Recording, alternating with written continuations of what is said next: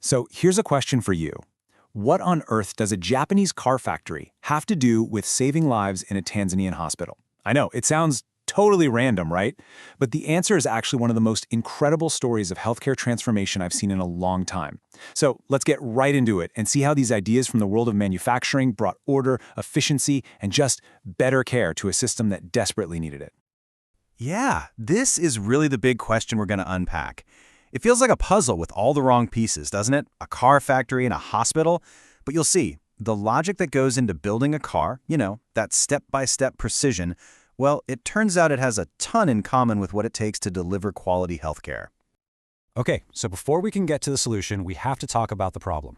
And believe me, back in the mid-2000s, the healthcare system in Tanzania was up against some really big challenges. And look, this isn't just someone from the outside looking in and criticizing.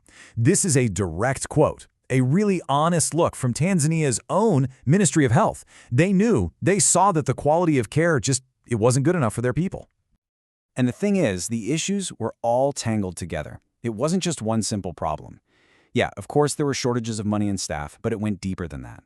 You had all these different improvement programs being thrown at them, but none of them were coordinated. So the health workers, who were already stretched thin, were just left feeling confused and totally overwhelmed. I mean, when the system itself is chaotic, it's just this huge weight on the people who are trying their best to help patients. So, with a problem that big, where do you even start? Well, the answer, and this is the surprising part, came from all the way across the globe, from the factory floors in Japan. The idea is called Kaizen. Now, you might have heard this term thrown around in business school or something. It's this Japanese philosophy that literally means change for the better. And it all started in manufacturing. It's famously what helped companies like Toyota become these powerhouses of quality and efficiency. So here's the key thing to get about Kaizen. It's not about some massive, expensive, top-down overhaul. Nope. It's about empowering every single person in the organization. I'm talking from the top surgeon all the way to the security guard to constantly be on the lookout for small, simple ways to make things better. It's about taking that mental energy they were using just to fight the chaos and freeing it up so they can focus on their actual jobs. It's all about getting rid of wasted time, wasted supplies, wasted effort. But listen, you can't just start improving things when everything is a total mess. That's why Kaizen is built on this really simple but super powerful foundation. It's a method for creating a clean, organized, and efficient place to work, and it's called 5S. Now, what's so cool here is how they adapted it. The 5 steps themselves are pretty universal, right? You sort what you need from what you don't, you set everything in its place, you shine the workspace to keep it clean, you standardize the way you do things, and then you sustain it all. But, and this is so important, to make it really stick in Tanzania, they translated all of it into Kiswahili. This gave the local teams real ownership. It became their system. Okay, so that's the theory. But what does 5S actually look like when you put it into practice in a hospital? This is where the story gets really, really good. The difference is, well, it's night and day. Before 5S, you had workspaces that were cluttered, totally disorganized. Staff were wasting precious minutes, sometimes even longer, just looking for a patient's file or a piece of equipment. But after 5S, there's a place for everything, and everything is in its place. The whole workflow is smoother. And safety gets a huge boost because you're getting rid of hazards and making sure crucial tools are right where you need them when you need them. So where do you even begin? Well, it starts with something as simple as this, a red tag. During that first step, sort, the teams just go through their whole work area. Anytime they find something they don't actually need, like an old broken piece of equipment, expired medicine, tons of old paperwork, they just slap a red tag on it. It's such a simple, visual way to see what's just clutter, and it's the first step to creating some order. And this picture just shows the impact perfectly. I mean, look at the left, a notice board that's just a sea of old papers. How are you supposed to find anything important in that? It's impossible. Now look at the right. Same board, but now it's clean, it's organized into sections, and you can actually see the current information. Boom, instant improvement in communication. Wow. Okay, this one might be the most powerful example of all. Look at that emergency tray on the left. It's just a jumble of stuff. Imagine trying to find what you need in a life or death situation. Now look at the right, after 5S. Every single item has its own labeled spot. In an emergency, a nurse or doctor doesn't waste a single second looking for something. This isn't just about being neat. This is literally about saving lives. So when you take all these little changes and add them up, the result is absolutely transformative. The whole work environment becomes safer, way more efficient. And just as important, it becomes a calmer, more predictable place to work. It cuts down on stress, and it gives the staff back a sense of pride and control. And of course, that all leads directly to better care for the patients. But remember, 5S is just the starting point. It's the foundation. Now let's look at how that builds up to the real goal here, Kaizen, that whole journey of continuous improvement.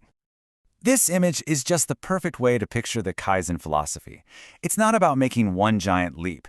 It's about taking small, manageable steps one after the other. Once you make one little improvement, you lock it in, you standardize it, and then you start looking for the next thing to make better. It's this never-ending cycle of improvement, just one step at a time. Okay, but that brings up a really practical question, right? In a hospital where you've got limited resources and a lot of problems, how do you decide what to work on first to get the biggest bang for your buck? You can't fix everything all at once.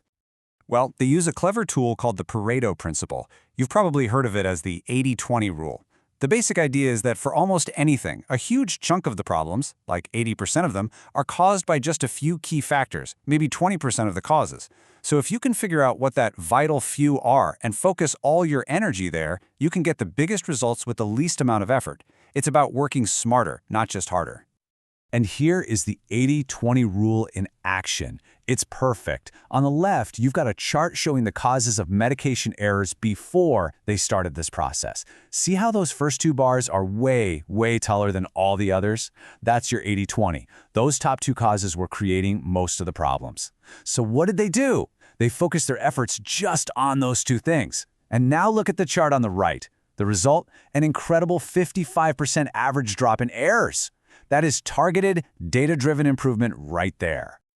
So the big question is, did this actually work on a larger scale? And the answer is a huge, resounding yes. This wasn't just a few feel-good stories in one or two hospitals. This became a model for the entire country. It all started as part of this program called the Asia-Africa Knowledge Co-Creation Program. Initially, there were 15 African countries involved, all learning from these different experiences in Asia. And that's really what gave these ideas the platform they needed to take root.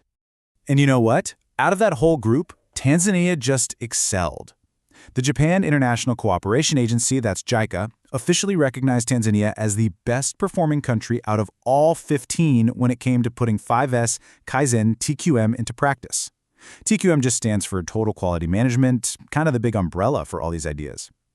Tanzania became such a leader that they started hosting training sessions for other African countries so they could learn from their success. And that really brings us to the absolute heart of this whole story. It's summed up perfectly by this quote they actually put in their official training manual. The huge transformation in Tanzania's hospitals, it wasn't about discovering some magical new theory. Not at all. It was about taking an idea that was already proven to work and simply having the will to apply it, day in and day out. And it just goes to show you that real lasting change doesn't always come from a ton of money. Sometimes it comes from the simple, powerful commitment to just do the work.